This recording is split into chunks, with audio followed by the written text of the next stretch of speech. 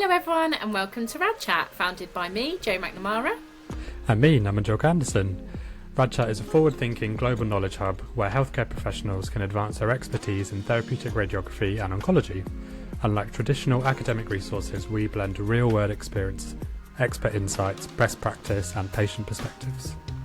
We make advanced knowledge engaging and accessible, supporting continuous learning and professional development without compromising patient care or your personal time, by providing insights into both technical skills and career development, helping you to progress confidently in your field and shape your professional future.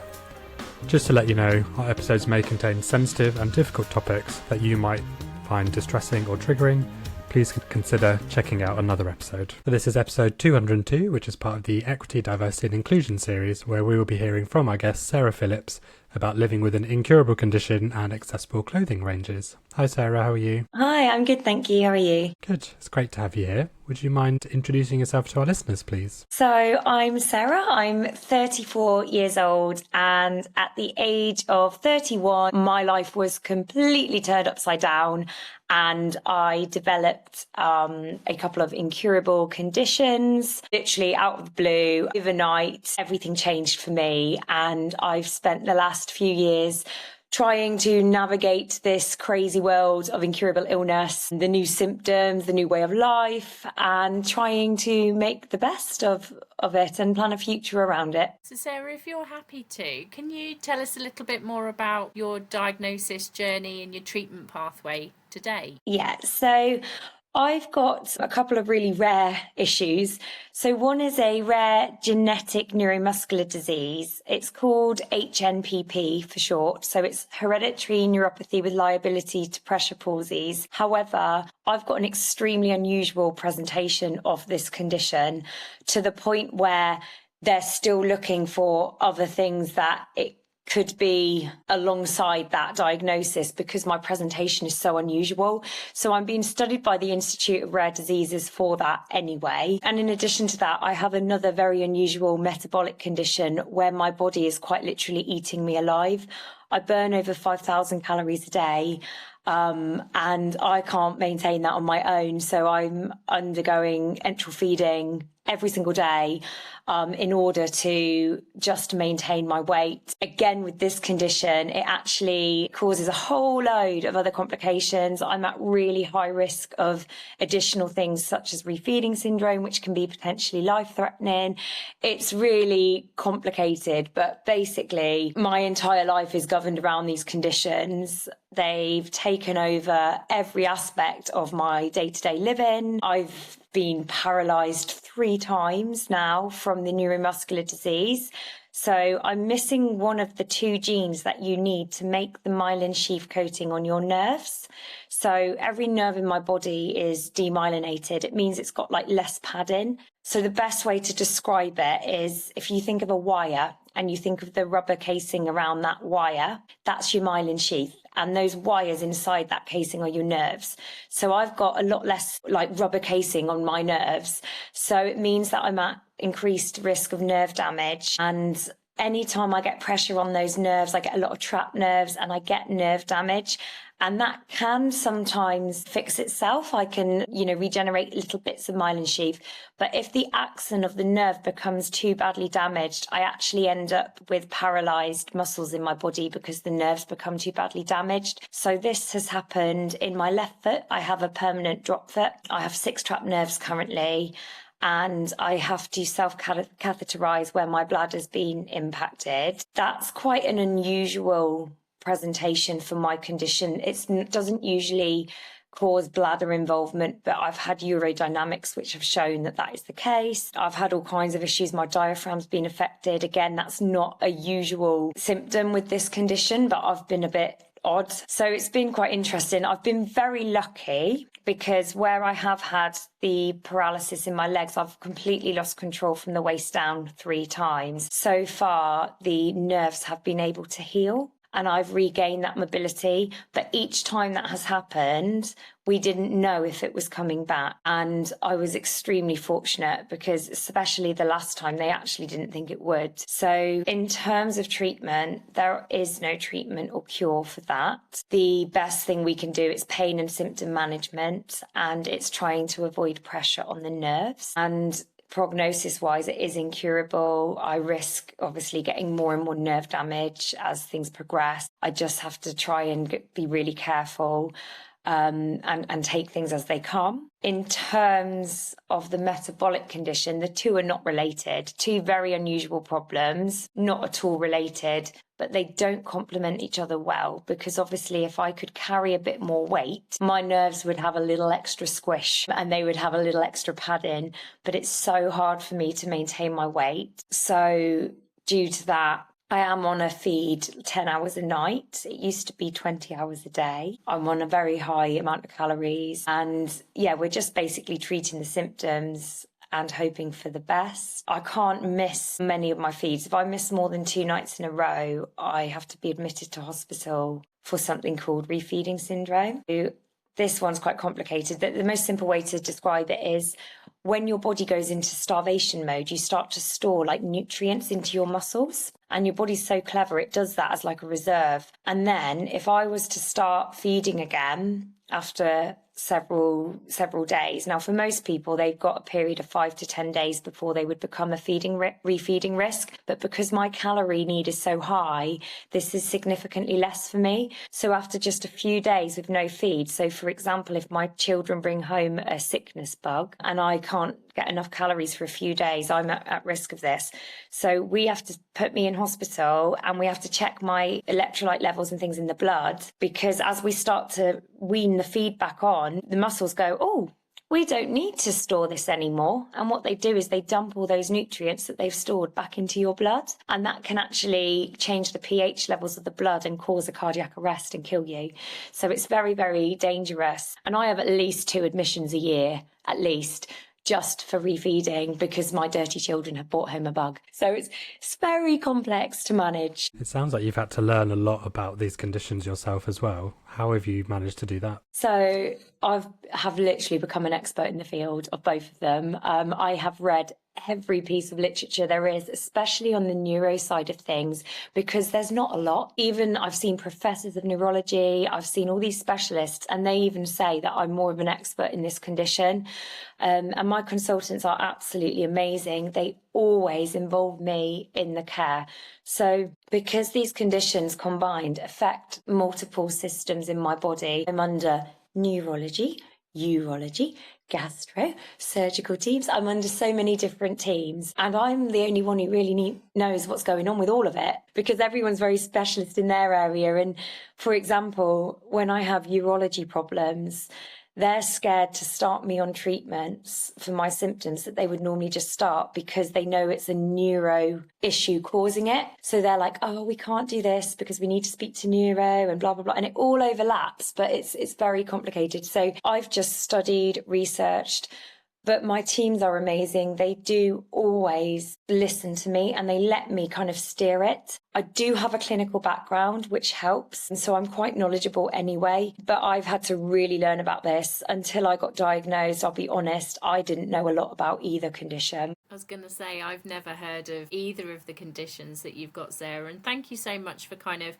telling us about what you're living with. I think the way that you described it, I can tell that you have had to say that a lot to a lot of people. But, you know, how does it impact your day to day? Because, you know, some of the things that you've just kind of flippantly said, I absolutely can appreciate just the true impact it could potentially have on your life. The fact that you've got children, like, my child is now 14 and he still rugby tackles me. You know, how do you deal with having children and them having to be careful that they don't, yeah, you know, so get this has been over boisterous with you?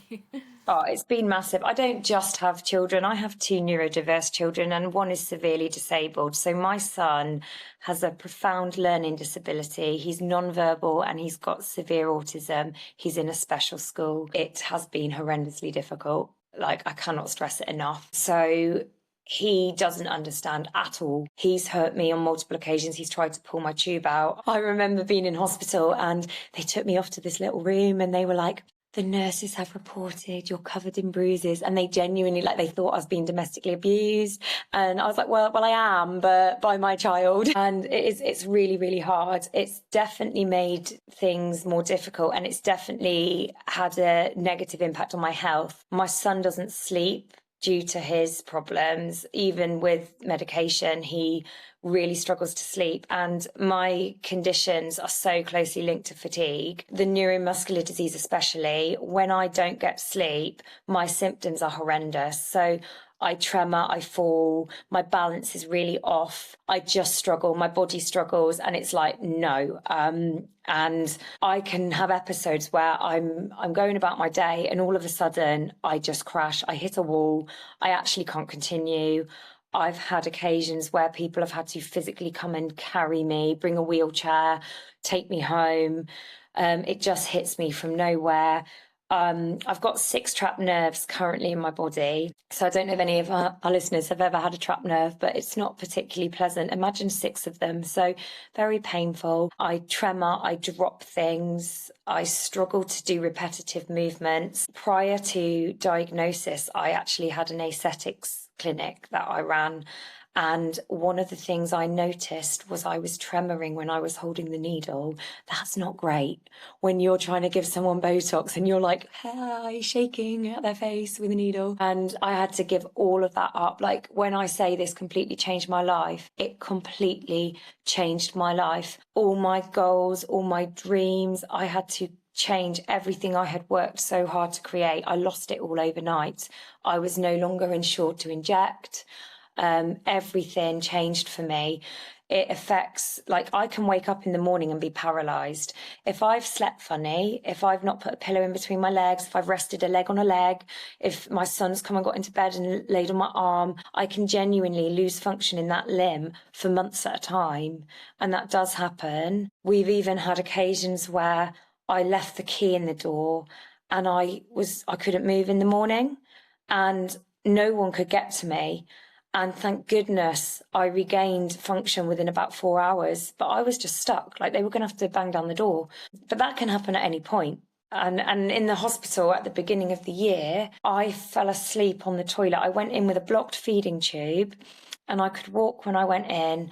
I fell asleep on the toilet seat and it cut into my sciatic nerves, and bilaterally I went paralysed down both legs. It took 3 months for me to be able to move my legs again, just from sitting on a toilet seat and falling asleep. Like, that's what this is like. So I have to carry cushions everywhere I go. I have to plan constantly. You just don't know what you're getting. I never know how I'm going to be. My pain it's so hit and miss. Things like the cold make it a lot worse. So this time of year is a struggle for me. I find heat's really helpful. It's just so hard. It impacts everything. I drop everything. I'm very weak, so a lot of my trapped nerves are in my upper limbs. My phone is shattered. It's got like a proper man builder case on it, like an industrial phone case. It's just chipped and broken and everything gets dropped. Even so with work, I had to get like Dragon software to be able to type, because I had to speak to type, because repetitive movements cause tremors and symptoms will happen really quickly. Trying to curl my hair, I can't actually hold my arm up. I have to use one arm to hold the other arm up. And I'm constantly getting burnt where I'm tremoring and whacking my face with my tongs, or it just impacts every bit of my day. The children, especially my son, I need a lot of help with. Their dad he comes out at 3 a.m. I ring him, I'm like, mate, I can't move. And he'll come at 3 a.m. He knows if he doesn't, it's social services. Like, it's literally a case of that. It's like, you're going to have to tag team it with me or they're going into care, because I can't keep them safe at times. It's really tough. Thank you for sharing the realities, Sarah. I think it's really important for people to understand that. Because obviously on the surface, you don't always get to see what's going on behind the scenes, especially looking after children and finances and life and things like that. How have you managed from the financial side, but also I suppose from the work element of trying to keep going? Like, how nice or accommodating have they been to help keep you in work? So I was so lucky. When I got symptoms, I realised this was bad. It came on my lunch break. I just got drop foot and I fell. And I thought, Cauda equina, surgical emergency, quick, ED. And I went in and they did the MRI and they ruled that out. And I just went to the consultant. I went, do not sugarcoat this. I said, we're looking at the nasty stuff here, aren't we? And he went, yes. And I went, right, tell me what investigations I need. And he did. While under investigation, I was sensible. I remortgaged my house while I still had pay slips with me not being off sick. I took equity out of the house while remortgaging because I thought, right, we're going to have to set up something on the side here to keep you going. Thank goodness something had told me to take critical illness cover out 2 years prior, just randomly. Guys, take critical illness cover. Take it now. Do it. Stop this podcast. Pause it. Honestly, best advice I can ever give you. The younger you get it, the better. I paid something like £7 a month and it paid out. So I took out all that. So basically, I had this security. My work were wonderful. At the time, I had my aesthetics clinic on the side and I also worked writing medical reports for PIP. I did like PIP assessments, advising the DWP on disability. And the company I worked for at the time were wonderful. They did everything they could to keep me in employment and to support me. They gave me so many adaptations. Honestly, they were absolutely lush. They sent me little love parcels every week, keeping me encouraged the whole time through this, despite multiple admissions. And we're talking a month to 6 weeks at a time. I don't know how many surgeries I've had. I stopped counting at about 10. But honestly, they have been so supportive. Then we 2P'd to a new company fairly recently. They lost the contract. And sadly, the new company started not being so great.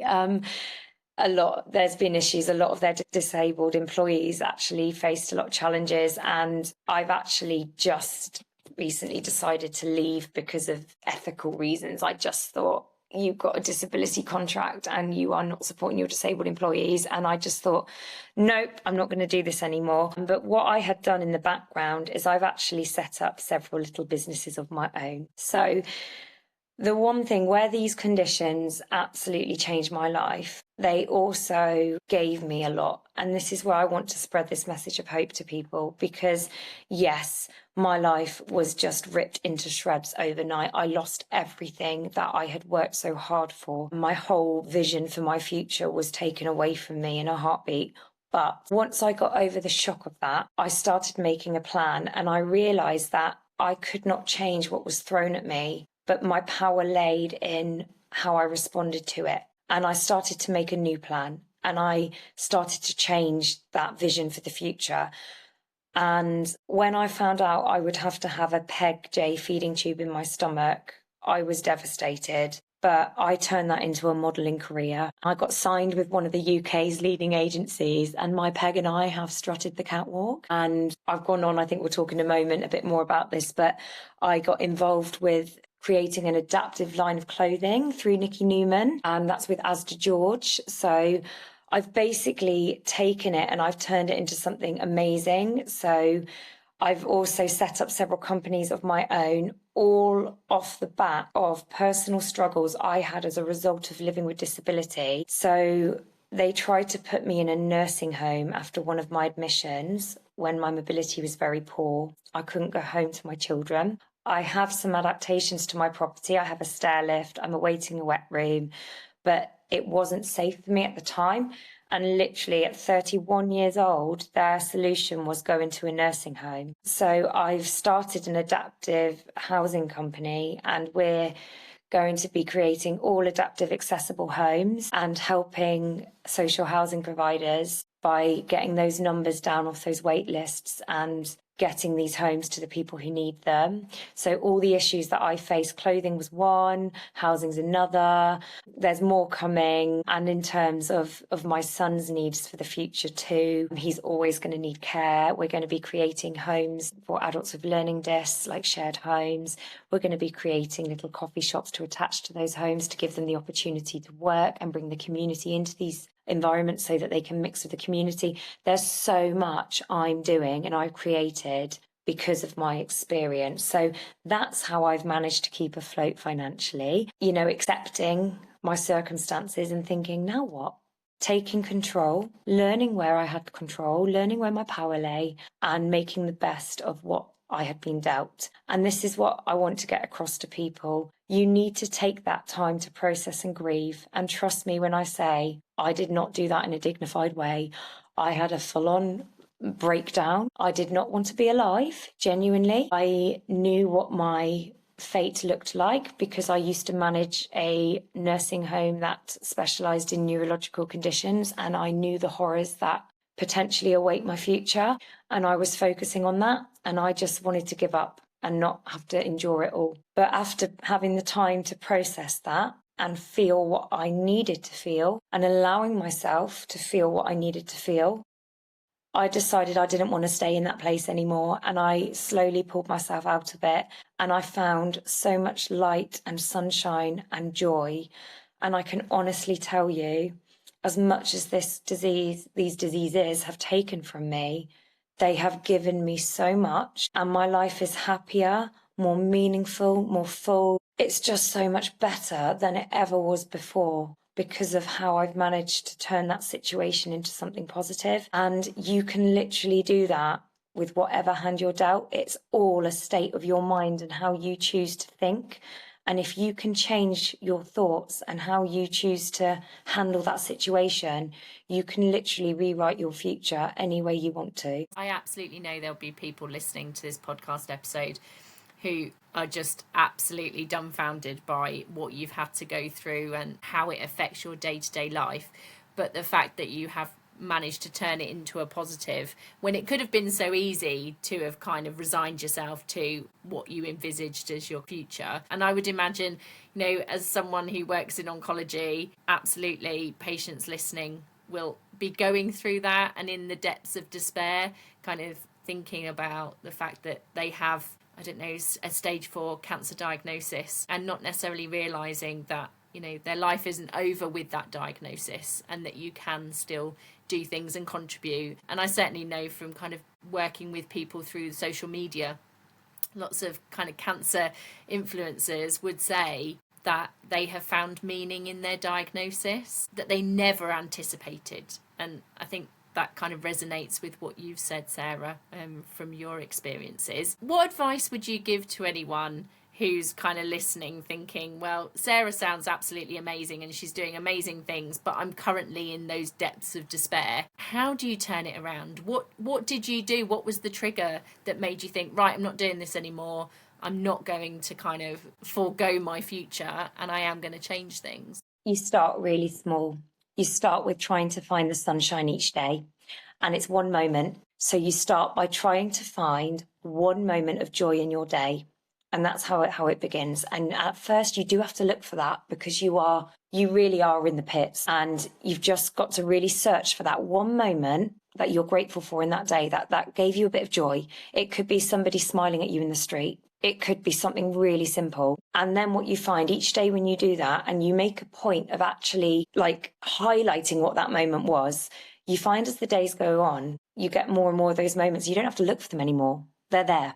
You see them everywhere, glimmers, bits of sunshine, and you see them wherever you go.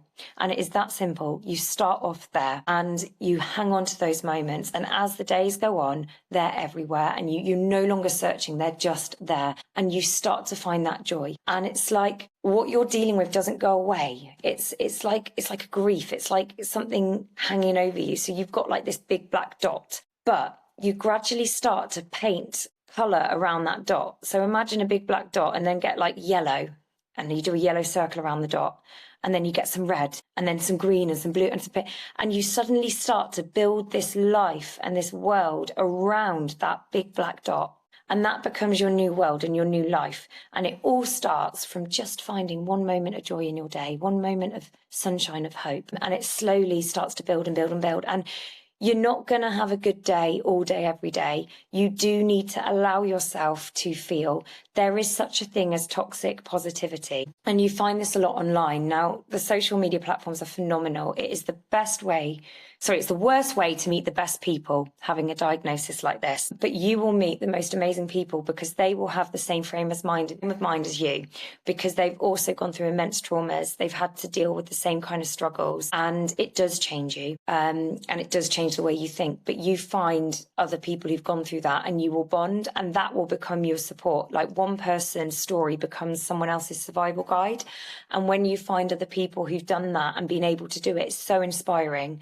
And this is why I post online, but I'm very honest, and I show the bad too, because I need to show the realness, to show people that it's not all rainbows. And I think sometimes we put too higher expectations on ourselves, especially for people who are surviving. There is such a thing as like survival's guilt.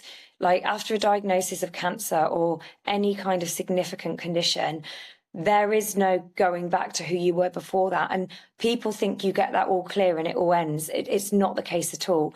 You have ongoing symptoms you have to live with for the rest of your life as a result of the brutal treatments you've been through. You have so much trauma as a result of what you went through. And you do have to continue to live with all of those things. So it's the same whether you're incurable or whether you've survived. It is a completely new life following that. And it's just as hard. And it's important that you allow yourself to feel what you need to feel in any time when you're struggling. You just don't stay there too long and you keep moving forward. And this is what I found. Like, I do show the bad days, I show the struggles, and I show a lot of glamour. Like, if you just saw some moments in my life, you'd think there's nothing wrong with her, blah, blah, blah. So I'll show that. I'll show me all going out, and then I'll be like, right, just off to stick this little straw in my bladder so I can have a wee, off we go. And I do, and that's me all over. Like, I show you all of that. And I'm like, my son, even tonight, my son's just stripped naked. So I've just shoved one of them little towel things over him because, you know, that's how we're surviving tonight. We're just doing what we need to do to survive. And I show the realness to just show other people what it is like. I've just had 2 days at the end of last week where I was in bed poorly, and I showed that, and I was like, yeah, nothing got done today. And I'll show the carnage in my house, and it's like, do you know what? It can wait. And I do try to show reality, because I think it can be quite toxic when you're just following people and they're like, I'm so grateful to be alive. I have to be happy every day. No, you don't. No, you don't. You can have days where you go, do you know what? I've been through a lot and this sucks. And it's not fair and it's not okay. And you can absolutely moan, and like survivor's guilt as well, where, you know, I've got friends around me right now who, you know, may have only been given a matter of weeks to live, and it is absolutely hideous. And I feel like I shouldn't moan about a single thing because of what they're going through. But what you've got to remember, other people's experience and their situation does not invalidate yours. And another thing I found when I got really poorly, my friends were like, they didn't want to speak to me about stuff because they didn't want to moan to me because of how tough my life was. And I was just like, my problems do not make yours any less, and yours matter too. So if you are listening and you're not poorly yourself, but you've got a friend who is, please still go to them with your problems. We love to hear your drama. It distracts us from our own. Please don't try and it's not trying to isolate us, but don't feel like you can't just be normal because we're going through something. Like, we crave normality. We crave those little things. So I think it's bearing all of that in mind. Like, it's such a massive thing, and there's so much to cover when talking about living with and coping with incurable illness. But these are probably like my top things like that I've mentioned as a kind of overview of it all. But yeah, just be kind to yourself. Like, you're dealing with a lot. And even like, especially if you really are in those difficult moments, I want to get this out there too, because it's a really valid thing to say. And everyone's afraid to say things like this, but I'm not. There were times when I was sat in that hospital bed and I absolutely resented my family, my children, my friends, and I'll tell you why. I was suffering. I was in agony, and I was not good, and I just wanted to stop. I was done. I was done. I didn't want to fight anymore, and I thought, you selfish lot. Here I am having to suffer so that you don't have to grieve. And honestly, I felt like that. And I want to get that out there because no one else talks about that. And if you do feel like that, I just want you to know I did too. And then I got a really great appointment with pain management, and we got on top of everything a bit more. So palliative care, guys, that's another thing I want to say. Palliative care. So palliative care doesn't mean you're dying. Palliative care are banging. They are the absolute experts in all things long-term conditions, in all things pain management. If you have an incurable condition, get referred to palliative care really early on, because they are so specialist and they're amazing. They will help you with your whole journey. It doesn't mean you're dying. Like, I was so reluctant to start pain meds because I thought it was giving up. I thought it was progression. I thought it was like accepting that I was moving on to a next stage. It's not. It was the difference between me being able to strut my stuff down the street and carry on with my day and being absolutely bedridden in a heap crying. Like, don't be scared of the word palliative care. Like, it's not a scary thing. They're amazing. Like, it helps us, and having that input is such a game changer. So that's like another point I want to make. Please don't be afraid of these things. It doesn't mean it's the end. It's symptom management, guys, and it literally gives you your freedom. It gives you your quality of life. Thank you, Sarah. I think there's a lot of people who will take a lot of those points away, if not all of them. I think just very quickly to say, my wife and I, at the end of the day, we always ask each other, what's the best thing that happened today? Even if we've had a completely shit day, we have to do it. And even if, it's usually something to do with our son now.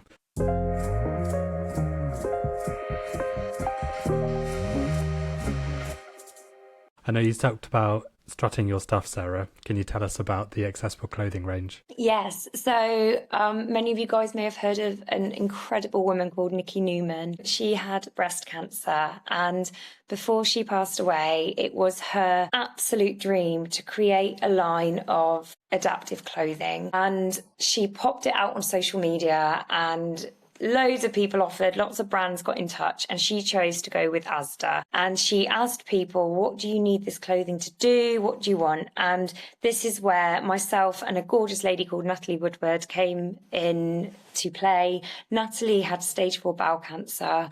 She had a horrendous procedure, which I think she had 5 spinal nerves removed. She had half her pelvis extracted. She had to have her vagina removed, all kinds of things. She has to self-catheterize. She has a stoma, all sorts going on. And obviously I've got my feeding tube, and we worked with Nikki and with Asda to design and create this range. And it's basically accessible clothing. You can, if you're in a wheelchair, you can literally dress sat in your wheelchair. You do not need to wait there. It was the difference between me being able to wash and dress myself in hospital and needing carers and nurses to do it for me. And when you're bedbound, you can dress yourself. It's got easy access to leg bags if you've got a leg bag with a catheter, suprapubic catheters, stoma bags, any kind of pump, insulin pumps and things. It's bloke friendly. It's got lots of zips. It's got all sorts of secret pockety bits. It's got expandable waistbands in the trousers. The tops have feeding tube access. It's got port and line access for infusions and cancer treatment. So one of the key things when you're having an infusion through like any kind of port or line, that infusion can't be stopped. So if you've got normal cannula and you want to put a jumper on, your nurse can pause it, they can detach you, reattach you. That isn't the case when you've got like a midline or something like that. You can't do that because it's an aseptic procedure. The entire infusion would have to go away and you'd have to have another one. So you can be sat for like 8 hours at a time plus without being able to put on a jumper properly, without being able to change. This clothing allows you to put things on and off. It's got full-on access. It's also MRI and scan friendly. It's all plastic zips, very high quality. That took us a long time and held us back. We had to outsource them to get the quality there and make sure it was fit for purpose. But those zips can go in an MRI machine, so you can wear normal clothes. They look like normal clothes, they're comfortable. So when you're going for treatment and scans, you do not have to expose your backside in a gown. You do not have to freeze in an MRI machine because they're cold. You can be in comfy clothes and it's perfectly safe. And when you're sat having treatment, you've got all that access. Again, when you're just in hospital for OBS, we've got pyjamas that have Velcro down the front, and they're great. If you've got a loved one in a nursing home as well, or anyone with dementia, anyone who needs help dressing, those pyjamas are a game changer. I personally did the user trials on those and they did the boob test. I rolled around all over and nothing fell out. So they're absolutely amazing. The whole range is great. If you check it out on Asda George, it's actually, there's a sale on at the moment with them as well. But it's the other thing with it is affordable. So there were a few reasons why Nikki chose Asda. One, they're massive. We wanted this accessible to everyone. Two, you can go on Asda and buy everything. They do home, they do food, they do clothing. We wanted it to be easy for people who are poorly and don't have the energy to be like, they could find everything they need in one place. Three, the price. They were able to do this range extremely cheap. Now, the only other alternatives at the time when we started were about £79 an item. And while they're lovely and it's in a great other brands, that is a luxury end of the market. And the way I explain it to people, you've got Harrods and you've got Primark. You know, some people can afford to shop at Harrods and that's great. And there's a market for that. But some people, especially those going through cancer treatment and in hospital regularly for chronic conditions, they're living off disability payments and sick pay, if they're lucky to get sick pay. And they cannot afford Harrods' budget and they need these items. They are not a luxury, they are a necessity. So that's what we were aiming for. We were trying to make them as fit for purpose for everybody, but as cheap as possible while still being comfortable and looking good. So that, and we have achieved that. We've had some great feedback and that is going to be taken on board. And also this is a range that has only just started. The first range was aimed at hospital treatment. It was aimed at comfort and things like that when you're actually having treatment. We are going to expand this. It's going to contain other items that are more everyday, more out and about, maybe occasion wear. You know, it doesn't end there. This is just the beginning. So it's all very exciting. But people with disabilities, like, we see you and we care, Asda care. They want to help you. So if people do get in touch, like, comment on things, let us know, because we are taking on board all the feedback. And if you have tried the clothing and you've got any feedback, let us know, because we will listen and we will keep improving it. The whole point of it was to help people. So amazing, Sarah. And I would just add as well that healthcare professionals need to go and have a look at this range as well, because I personally am someone who absolutely detests having to see patients in gowns, hospital gowns. It's really isolating. No one wants to sit in a corridor in a gown when you could potentially be in an item of clothing that maintains your modesty and dignity whilst you're already going through a really difficult time. So I would stress that healthcare professionals check out the range as well. And it's amazing the work that Alex and the team are continuing to do to kind of really take this forward and ensure that it is really accessible. And yeah, I just, as soon as I saw the range, I was like, yes, why has this not happened before? Why has it taken this long? But it's incredible, and it's great to see you part of that whole campaign, Sarah, and real co-production. So it's not a supermarket like taking it on and just going, right, okay, we know what we're doing now, we'll run with it. It's really keeping the patients and those who need this range to co-produce what it is that they go on to do. Sounds amazing. Absolutely. Asda were amazing. Like, they really listened, and they really like met the assignment. They really cared, and it was so great to get to work with them. Alex has been phenomenal. Oh, I just adore Alex anyway. He's a wonderful human, but keeping Nikki's vision and dream going like that. And he just knew the importance of this for her, for all of us.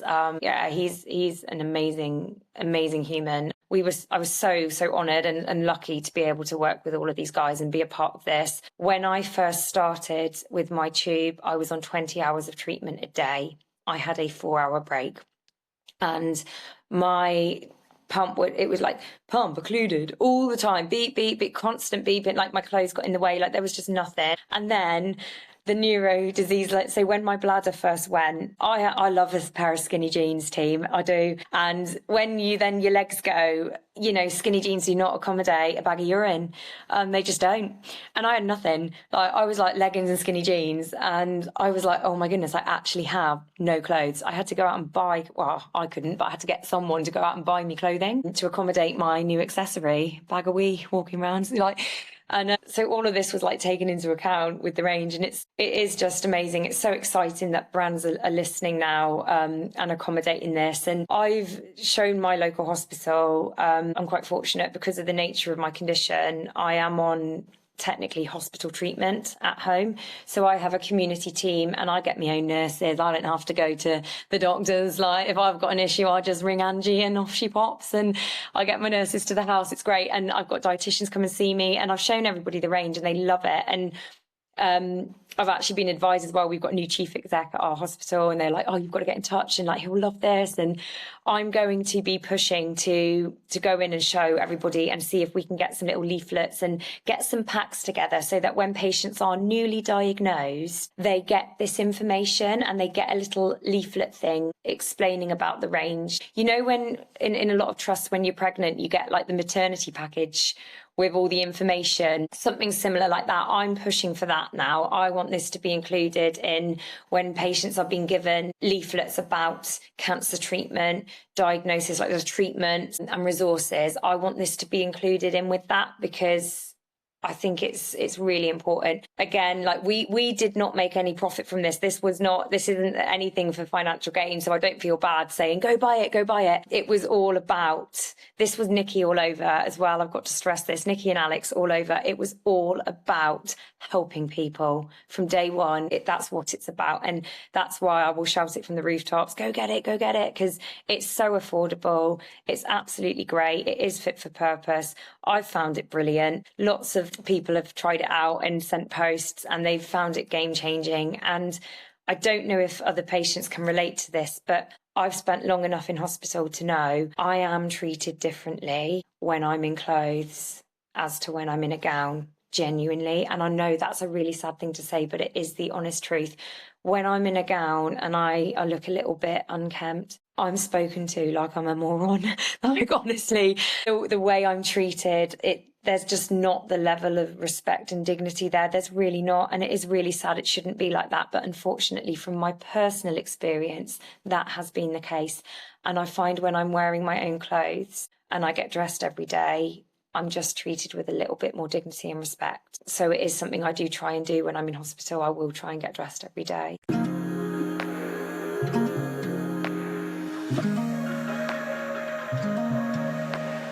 Sarah, we've come to the end of the episode. I think we could hear you speak all night long.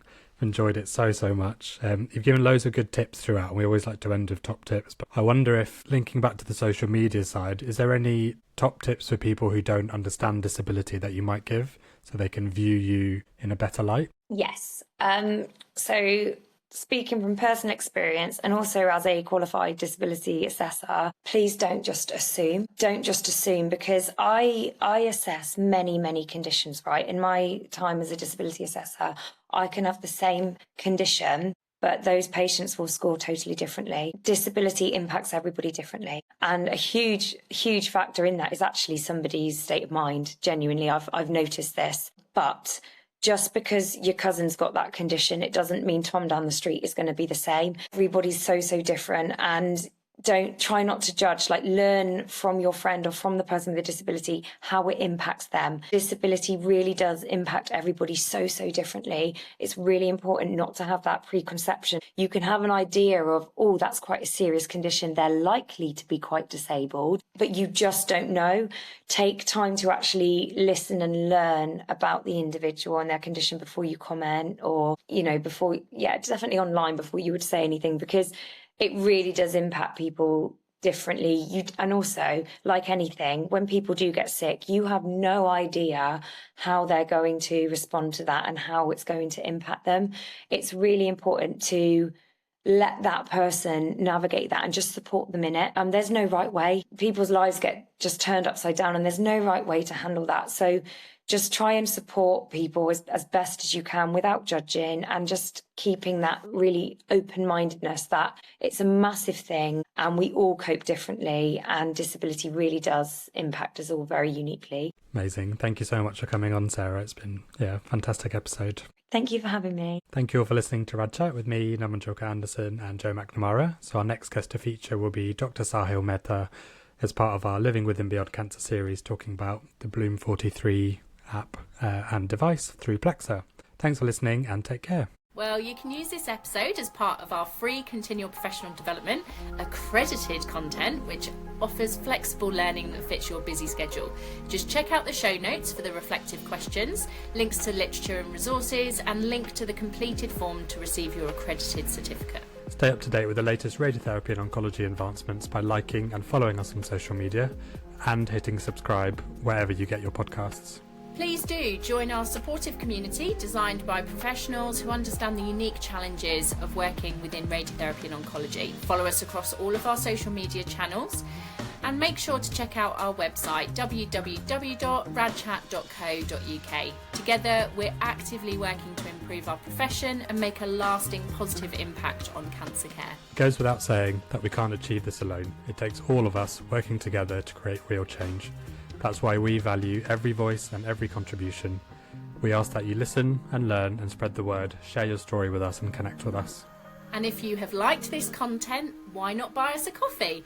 Go to our website and drop us some love. Thank you all for listening and take care.